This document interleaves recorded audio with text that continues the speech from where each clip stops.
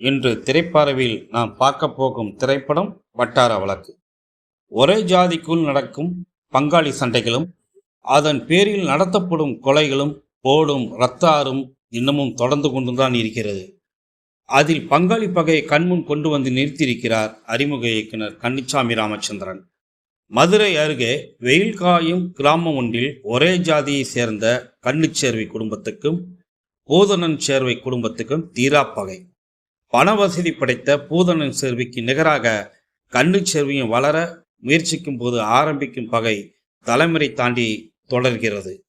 அதிலும் கன்னிச்சேர்வின் மகன் சேங்கை மாறன் சரியான சண்டைக்கோழி. அடிதடி வெட்டுக்குட்டு அவனுக்கு அல்வா சாப்பிட்ற மாதிரி. இந்த பக்கமும் அந்த பக்கமும் சில கொலைகள் வழக்குகள் என்று போகும் வாழ்க்கையின் இடையில் மலர்கிறது சேங்கை மாறனின் காதல்.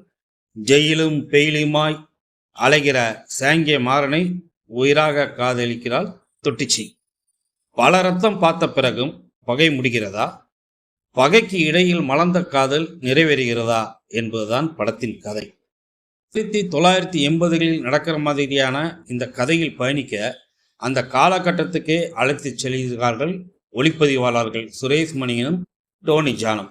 இளையராஜா 80களில் சூப்பர் ஹிட்டான தனது பாடல்களை பொருத்தமான இடத்தில் வைத்து பின்னணியில் தாளாட்டுகிறார். பகை மோதல் காட்சிகளில் மிரட்டவும் செய்கிறார். வயல்வெளி கொலை காட்சிகள், கோயில் திருவிழாக்கள், டீக்கடை அலைப்பறைகள், நாடகத்தன்மை இல்லாத நீதிமன்ற காட்சிகள் படத்தின் தரத்தை உயர்த்தி பிடிக்கிறது. டூலெட் படத்தின் மூலம் கவனம் ஈர்த்த சந்தோஷ் நம்பிராஜன் கள்ளச்சிரிப்பின் மூலம் காதலையும் கனல் கக்கும் கண்கள் மூலம் பகையையும் கச்சிதமாக வெளிப்படுத்துகிறார். தொட்டிச்சியாகவே வாழ்ந்திருக்கிறார் நடிகை ரவீனா. ஓரக்கண்ணால் பார்ப்பது, உருவத்தை கொண்டே காதல் அன்பு வீசுவது என 80களின் கிராமத்து பெண்ணாகவே மாறியிருக்கிறார். 2 பங்காளி குடும்பத்தின் தலைவர்கள், குடும்ப உறுப்பினர்கள், கதை முழுக்க பயணிக்கும் மாற்றுத்திறனாளி விசித்திரன் என அனைவருமே அந்தந்த கேரக்டர்களுக்கு நியாயம் செய்திருக்கிறார்கள். கிராமத்தில் உள்ள எல்லோருமே ஊர் தலைவரின் பேச்சுக்கு மதிப்பளிக்கிறார்கள்.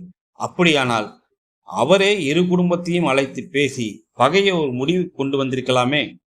தொட்டிச்சியின் முடிவுக்கு சொல்லப்படும் காரணத்தில் சரியான வலுவில்லை. இப்படி சில குறைகள் இருந்தாலும் இந்த ஆண்டின் இறுதியில் வந்திருக்கும் தரமான படம்தான் வட்டார வழக்கு. பார்க்கலாம்.